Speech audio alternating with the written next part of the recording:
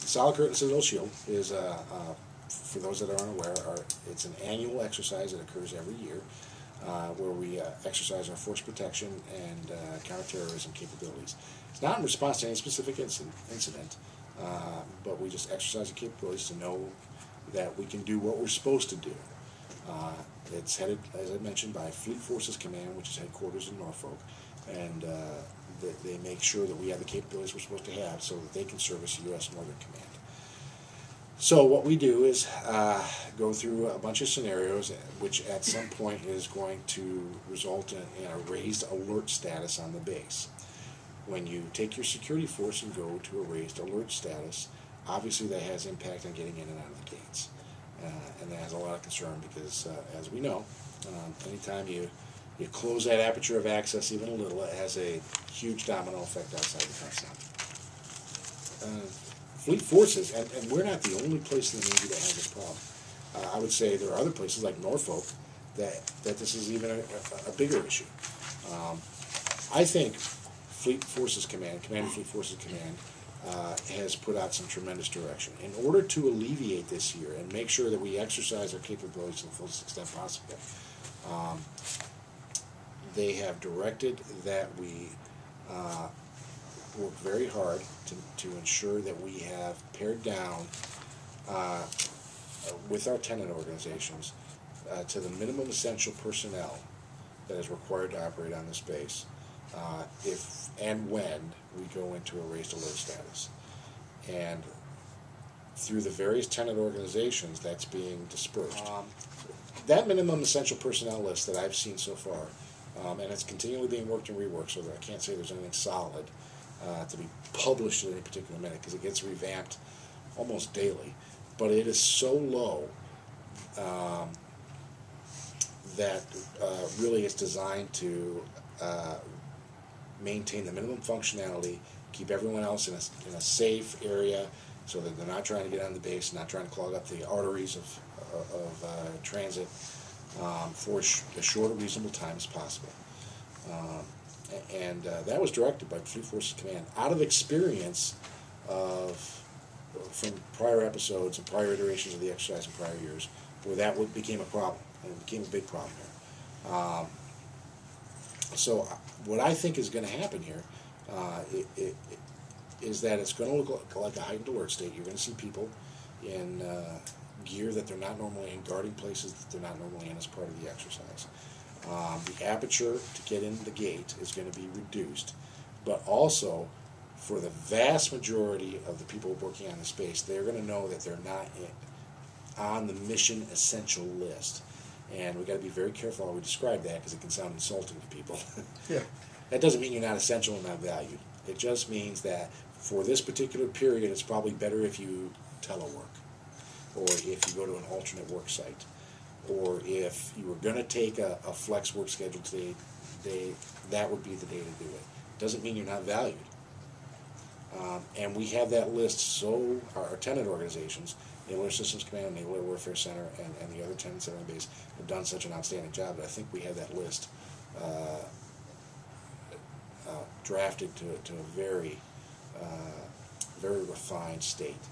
And I don't think we're going to see traffic problems that could occur if we didn't do that, because I think that list is very well done out there. Operations are going to be reduced significantly on the space. We're not going to be flying to the same extent that we normally do. We're not going to have a lot of the other operations that we normally do around here.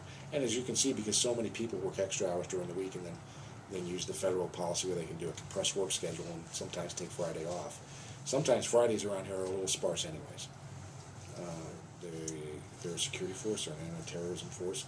If you're going to do a security and anti-terrorism exercise, a force protection exercise, those are the people that would have to be mission essential. Mm-hmm. I tried to get out of it, but I'm on the mission essential list, so I can't go home that day. Well, the dates are the 19th through the 24th for the entire exercise, stem to stern.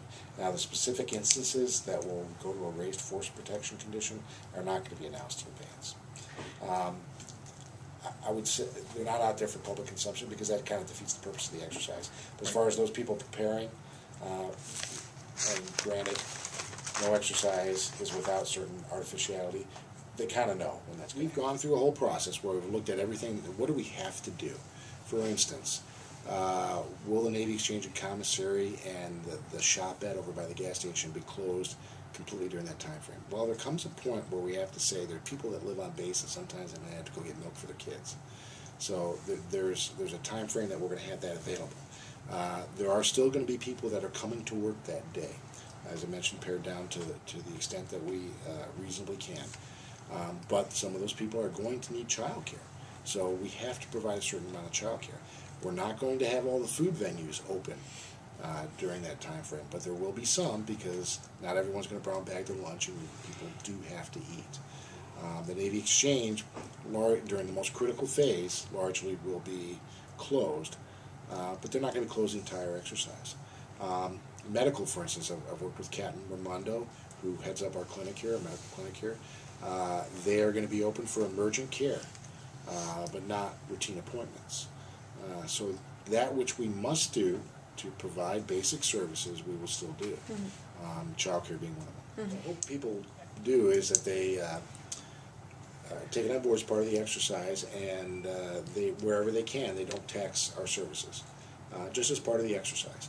And we're going to rely an awful lot on people to make those kind of choices individually. I have to be careful how I say this, because at some point, if I start iterating exactly what's going to happen at the gates, I'm disclosing respective force protection conditions, and I can't really do that. I will say this: I personally, because of the responsibilities that we have here in the front office of the base, I would be interested in using the opportunity to exercise all the capabilities that we reasonably can during that time frame. So if there's an opportunity to do something that doesn't inhibit the operations that we do have going on, I may elect to do that because it's in the best interest of ensuring that ultimately we can provide force protection capability for the base. So that might very well turn into closing the gate, closing all three gates for some time period. Of course, when we make that decision to do that, we're going to weigh in, okay, people need to go home, people need to get on. Somebody had a heart attack. How long? Yeah. Yes. Medical constraints. Does anyone have to get to St. Mary's Hospital? Certainly, all those things will be weighed in. Okay. So, put it this way: I don't foresee a situation, and I could not allow a situation where people are imprisoned on the base or not permitted on when they need to be. That's not to say there won't be delays at some period, but we're not going to turn this into Alcatraz. Yeah.